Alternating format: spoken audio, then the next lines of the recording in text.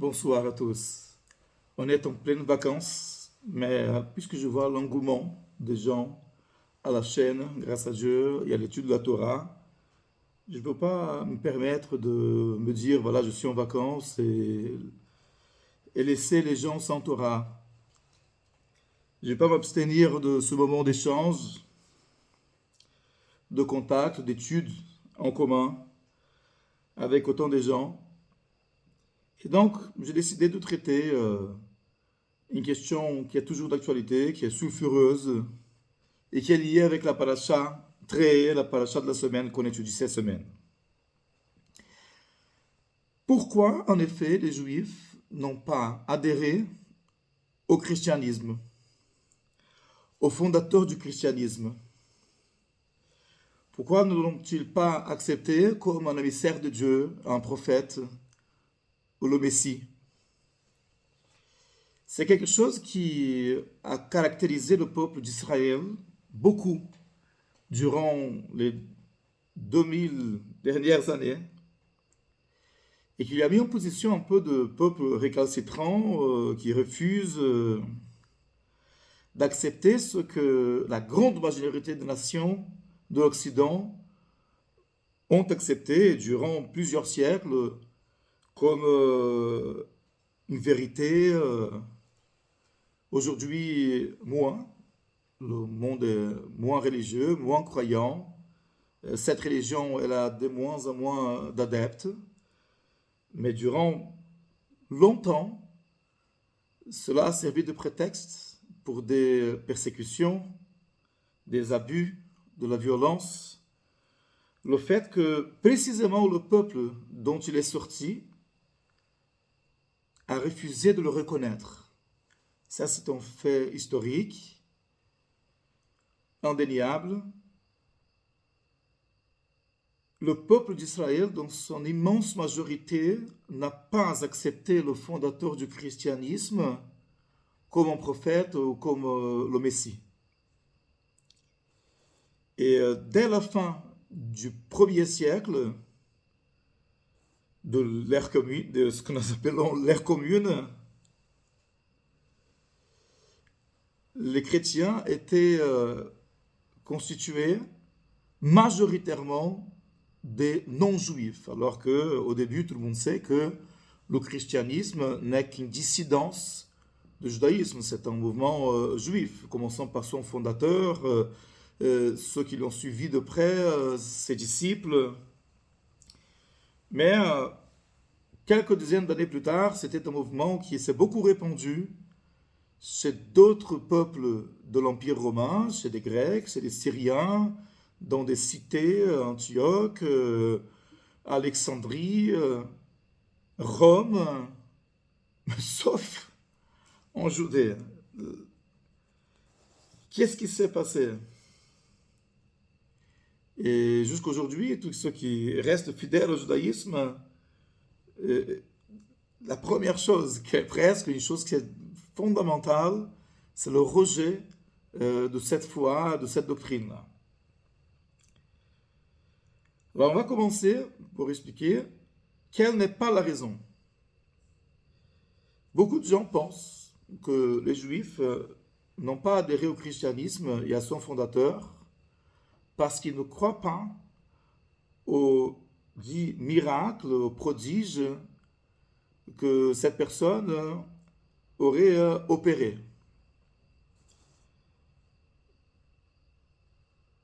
Ce n'est pas vrai.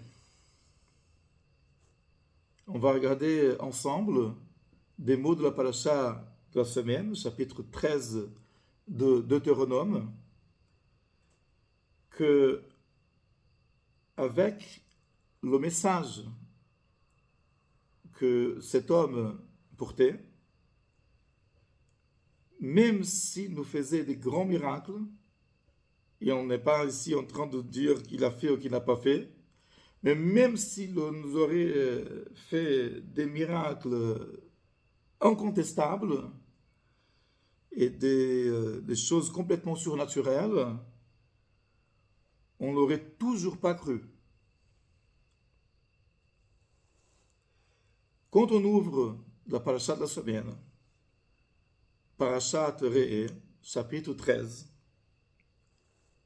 Ce n'est pas par hasard que ce morceau de la Torah il commence par les mots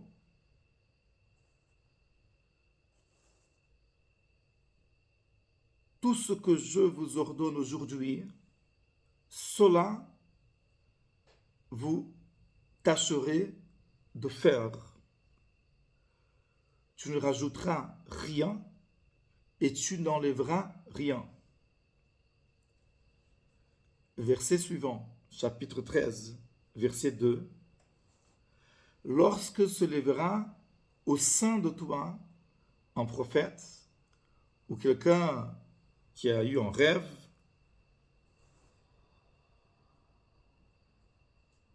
et qui te fasse un prodige, un miracle, une prophétie, et que ce prodige qui t'aura commandé s'accomplisse,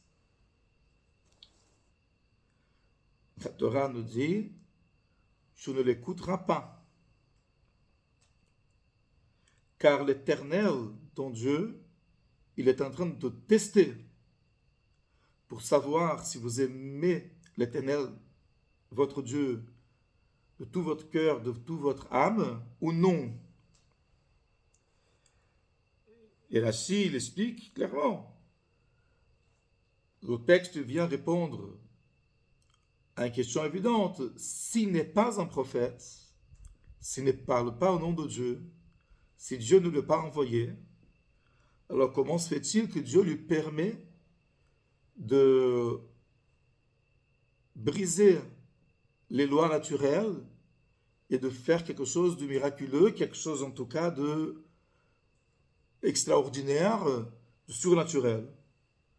Et la Torah répond, ça peut être un test. Donc ce n'est pas parce que quelqu'un, ça c'est la première chose qu'il faut comprendre, quelle n'est pas la raison pour laquelle les Juifs n'ont pas adhéré à cette religion, à cette doctrine. Ce n'est pas parce qu'ils ne croient pas à des miracles, à des prétendus miracles, mais c'est parce que le contenu de cet enseignement-là, de ce message-là, il est contraire au fondement du judaïsme. Et la Torah le dit clairement. Qu'un miracle n'est pas une preuve qu'une personne est messager de Dieu. Tout le monde se souvient, dans Parashat Shemot, l'ouverture du livre de Shemot, deuxième livre de la Torah.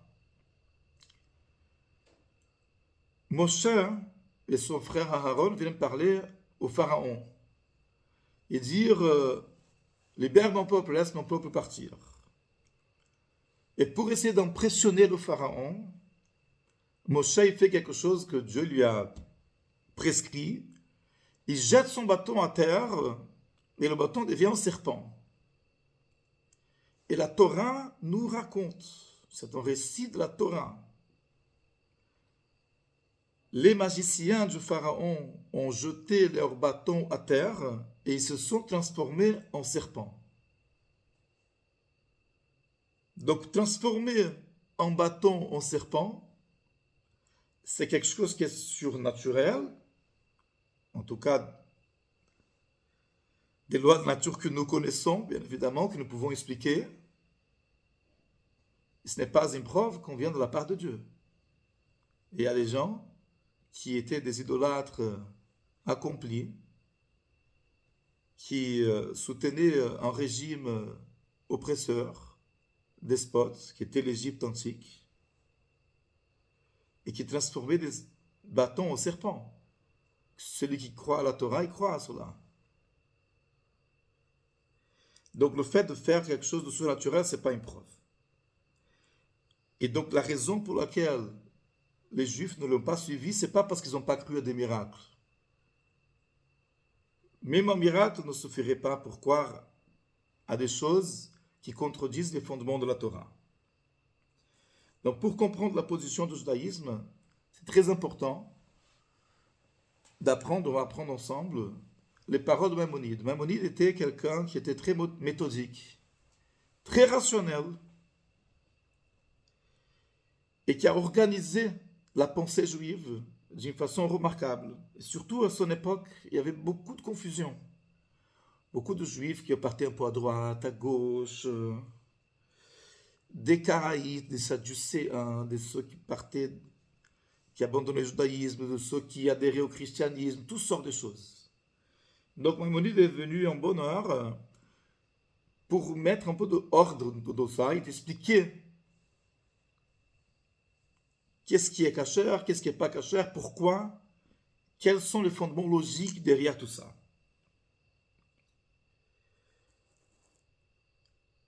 Donc Maïmonide dit la chose suivante. Le fait que le peuple juif a suivi Moshe, ce n'est pas pour cause des miracles, des prodiges qu'il a opérés devant eux.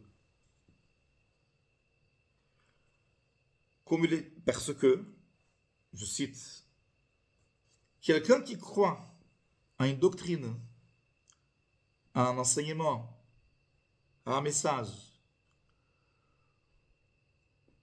fondé sur des choses extraordinaires, des choses apparemment surnaturelles qu'il a vues, même s'il croit, il ne croit pas complètement. Il aura toujours des doutes. Peut-être ce sont de forces naturelles, mais qui ne viennent pas forcément de Dieu, comme on vient de donner un exemple explicite dans la Torah, les magiciens du Pharaon. Donc certes, quand quelqu'un voit quelque chose d'extraordinaire devant soi, il est tenté d'adhérer à cela, de croire, mais il y aura toujours des doutes. Et Maïmonide, il voit dans le texte de la Torah que Dieu dit à Moshe, tu as beau envoyer les 10 plaies sur l'Égypte, tu as transformé l'eau en sang, tu as envoyé des grenouilles, des animaux sauvages, la mort des premiers-nés, mais le peuple juif, il ne te croit pas entièrement. Il y a toujours une réticence. Va savoir, peut-être c'est un magicien encore plus grand que les magiciens du Pharaon. Lui aussi est capable de transformer le bâton en serpent, sauf que son serpent, il mange des serpents des autres. Mais t'inquiète pas, mon cher. Quand vous sortirez d'Égypte, et je me révélerai à tout le peuple ensemble, à ce moment-là, ils n'auront plus aucun doute. Et plus jamais. Donc, comme cela, Maïmonide nous enseigne, la foi que le peuple juif a donnée à Moshe et le fait qu'il a suivi Moshe et l'enseignement de Moshe, et il a pris Moshe comme l'émissaire de Dieu, ce n'est pas dû à aucun miracle, mais à la révélation au mont Sinaï. Lorsque Hachem s'est adressé à Moshe et au reste du peuple ensemble, en position égale. Il a dit à chacun, à tout un chacun, je suis l'Éternel, ton Dieu. Dans le langage maïmonide, le peuple juif, chaque juif, et Moshe étaient comme deux témoins qui voient ensemble un seul et même événement. Pas comme quelqu'un à qui on raconte une histoire et on fait quelque chose d'extraordinaire et on oblige quelque part l'autre par ce tour de magie de croire à ce qu'il dit. Ça, c'est la spécificité de la révélation du mont Sinaï par rapport à toute autre révélation revendiquée par n'importe quelle religion dans le monde. Il ne s'agit pas de quelqu'un qui aura eu une révélation et qui va prouver grâce à un miracle. Si c'était le cas, alors en effet, on devrait comparer les miracles. Qui est-ce qui fait le miracle le plus grand? On fait un concours de miracles. Celui qui fait le miracle le plus extraordinaire, ben, c'est celui qui a la raison. Ce n'est pas le cas.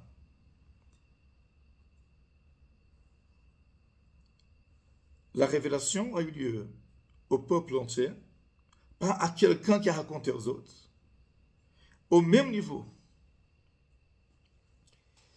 Et c'est à partir de ce moment-là que le peuple a su que Moshe parle au nom de Dieu. Et ce récit est transmis de génération en génération. Il y a déjà une centaine de générations. Et ça, c'est un événement unique. Maintenant, on peut poser une question. Finalement, ça peut être fait comme un miracle. C'est aussi un miracle, c'est un grand miracle. On pourrait penser quand même, c'est un miracle qui a été opéré devant 3 millions de personnes, 600 000 chefs de famille, environ 3 millions de personnes. Alors, ce n'est pas un miracle qui a été opéré devant 12 personnes, devant une personne, devant tout un peuple. Mais c'est un grand miracle. Et alors, ils ont entendu des tonnerres, des éclairs, une grande voix qui disait « Je suis l'Éternel ton Dieu ». C'est un miracle. En quoi c'est différent la révélation du mont Sinaï d'un miracle opéré par quelqu'un qui prétend parler au nom de Dieu? Il y a ici quelque chose d'important à savoir. Il y a des choses que chacun sait avoir vues et avoir témoigné. Personne n'a besoin de le convaincre. Vous êtes en train de regarder votre smartphone, votre ordinateur, vous savez que vous êtes là, que vous regardez un appareil. Si vous voulez, vous mettez pause. Si vous voulez, vous accélérez la vitesse de la vidéo. Si vous voulez, vous pouvez vous abonner aussi, c'est pas interdit. Vous avez cette conscience. Personne ne vous l'a raconté.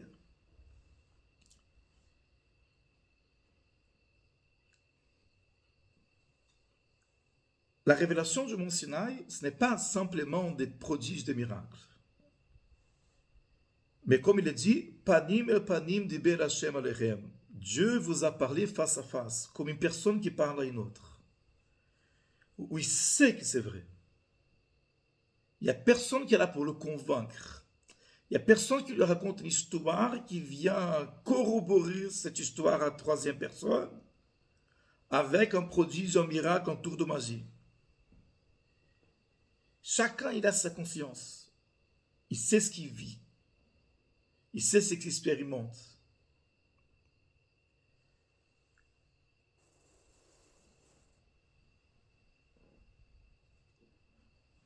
Rashi, sur Rabbi Shlomo Yitzhaki, commentateur classique de la Torah, il dit Hachem, il va prendre le verset, ce qui s'est passé là-bas, Hachem, il a déchiré les cieux et le peuple, il a vu ce qu'il y a derrière le ciel. Et il a dit, je suis l'Éternel, ton Dieu. À quoi cela correspond? L'univers qui nous entoure est un mystère. On vit dedans, on est dedans, on vit dedans. Mais qu'est-ce que c'est? Quel est le sens? Quelle est l'arrière du décor? Derrière les coulisses, qu'est-ce qui se passe? Ça, c'est le grand mystère. Mais c'est précisément ce mystère-là qui a été dévoilé au moment de la révélation du Sinaï. Hachem, il a ouvert les coulisses. Hachem, il a montré derrière cette existence éphémère, temporaire, contingente, qui est l'univers matériel. Il a montré l'existence véritable, la seule. Je suis l'Éternel ton Dieu. Il a fait vivre à chacun, témoigner et ressentir comme un témoin oculaire, pas transformer l'eau en sang, pas transformer des serpents, des bâtons en serpents. Il a levé le voile de l'existence. Il a fait voir, ressentir, percevoir le mystère derrière tout ça. L'existence véritable, unique, éternelle, qui n'est définie par aucune image, par aucune définition. Ça, c'est le sens profond de la description de la révélation du Sinaï. De sorte à ce qu'il s'est resté ancré dans la conscience collective du peuple. Certes, l'univers il cache une vérité, mais pour un moment, cette vérité était dévoilée. Et pas devant une personne, devant le peuple entier. Et c'est ce récit qui est transmis, dans lequel nos ancêtres, tous, étaient présents. Ils n'étaient pas des récepteurs de Moshe. Ils étaient égal à égal avec Moshe. Ça, c'est la différence de toute autre doctrine, de toute autre personne qui prétend parler au nom de Dieu. Donc voilà le raisonnement de Maïmonide. Si la foi en Moïse et en sa Torah et à ses principes et à ses fondements était fondée sur un miracle, alors si quelqu'un fait un miracle plus grand, ben voilà, on va partir chez lui maintenant. Et s'il y a ensuite quelqu'un qui fait un miracle encore plus grand, ben on va partir chez l'autre. Ça ne marche pas comme ça. C'est la nature de la révélation qui est différente. Une telle révélation n'a jamais été revendiquée par personne. Une révélation collective.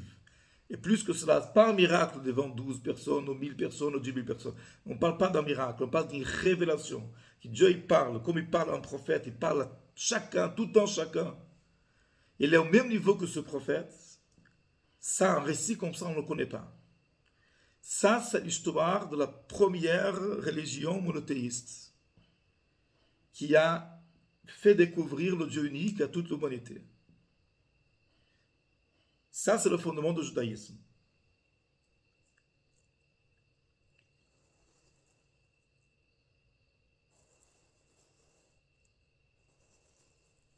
C'est pourquoi, lorsque quelqu'un il arrive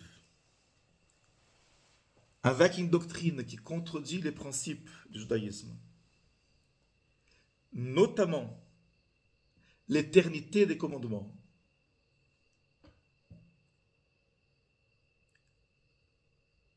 on sait pertinemment qu'il ne parle pas au nom de Dieu, que Dieu ne l'a pas envoyé.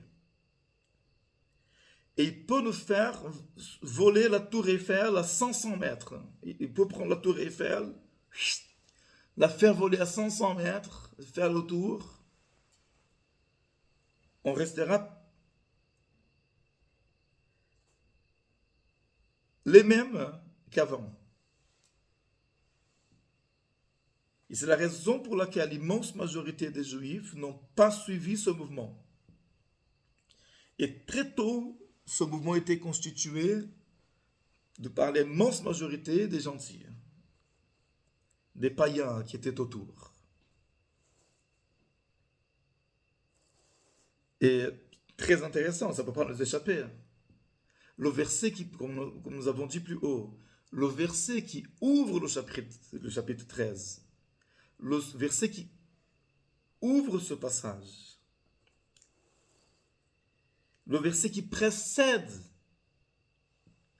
sa déclaration de la Torah, lorsqu'il se levera au sein de toi un prophète ou quelqu'un qui a un rêve, le verset qui précède est précisément Et kol hadavar asher anochi mesaveh etchem, oto tishmeru la'asot, lo tosif alav velo tigra mimenu. Le verset qui précède ces propos, c'est tout ce que je vous ordonne aujourd'hui, vous tâcherez de faire, vous n'ajouterez rien et vous n'enlèverez rien. C'est ce qui va développer. Il y a ici un message à peine caché. Un opérateur de miracles n'est pas en mesure de venir nous changer notre foi, de ce que nous avons vu de nos propres yeux, et qui ce sont les mitzvot qui sont éternels, comme la Torah même le déclare un verset avant. Comme il est dit clairement dans le texte, par ailleurs, la Torah azot lo tiyeh mochlefet, cette Torah ne sera jamais substituée, changée. Donc, dans la Mamonide, il développe une personne qui vient fonder un mouvement, qui va faire prétendre abolir les mitzvot de la Torah, fonder une nouvelle alliance, provoquer autant de souffrance au peuple d'Israël pendant des milliers d'années, n'est certainement pas le Mashiach qu'ont promis nos prophètes, et dont la mission c'est exactement le contraire, de renforcer le respect des mitzvot, de construire le Beit HaMikdash à sa place, une place bien précise, géographiquement, et permettre au peuple d'apporter le message d'Hachem dans chaque dimension de son existence matérielle, dans son alimentation, dans sa vie conjugale, dans ses téphilines, dans son chauffard, dans sa souka. Ça, c'est tout le sujet de Mashiach. Maintenant, je voulais partager avec vous un petit bijou que vous pourrez répéter dans votre table de Shabbat.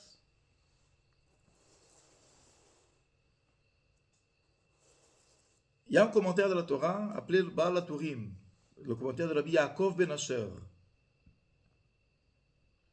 Il développe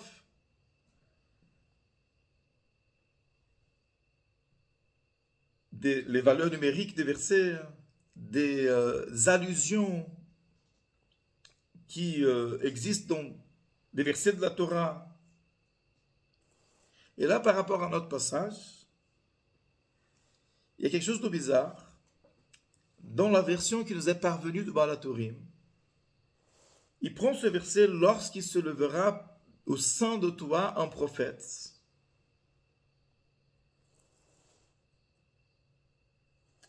Et il recopie le mot au sein de toi, au milieu de toi, en hébreu, Bekir Becha. Et il dit, cela fait la valeur numérique 324. C'est pas facile, hein? Le Kouf, ça fait 100. Le Resh, ça fait 200. On est à 300. Le Chaf final, ça fait 20, 320. Il y a deux bêtes, Bekir Becha, donc ça fait 324. Il dit, ça c'est la valeur numérique de Zo Aïcha. Celle-ci est la femme. Alors, personne ne comprend rien. Quelle femme? Quelle femme? Lorsqu'il se lèvera au milieu de tout un prophète, au milieu de tout un, c'est la valeur numérique, ça c'est la femme. Quelle femme? Qui va entendre parler de femme? Ultérieurement, un Rav, auteur du livre Torah Shelema, il a dit, le morceau était censuré. L'original, il dit ça au nom de Rabbi Akiva Yiger. L'original de ce que Rabbi Yaakov Ben Asher, le Baal HaTurim, a écrit,